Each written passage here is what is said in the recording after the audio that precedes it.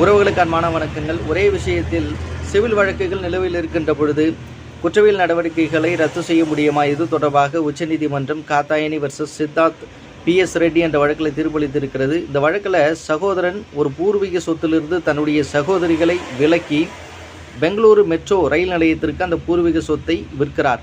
அவ்வாறு விற்கின்ற பொழுது அதற்காக இழப்பீடு தொகையாக ரூபாய் 33 கோடி ரூபாய் அவருக்கு கிடைக்கிறது. அந்த தொகையை சகோதரிகளுக்கு கொடுக்காமல் அதனை மறைத்ததால் சகோதரிகள் அனைவரும் சேர்ந்து இந்த சகோதரனுக்கு எதிராக ஒரு குற்றவியல் மோசடி வழக்கை தொடுக்கின்றனர். அதனை எதிர்த்து கர்நாடகா உயர்நீதிமன்றத்தில் இந்த சகோதரன் மனு ஒன்றை தாக்கல் செய்கிறார். ஒரு சிவில் வழக்கு நிலுவையில் இருக்கின்ற பொழுது குற்றவியல் நடைமுறைகளை நடத்த முடியாது என்று சொல்லி அந்த வழக்கை ரத்து செய்து விடுகிறது. இதனைத் தொடர்ந்து இந்த வழக்கானது உச்சநீதிமன்றத்துக்கு வருகிறது.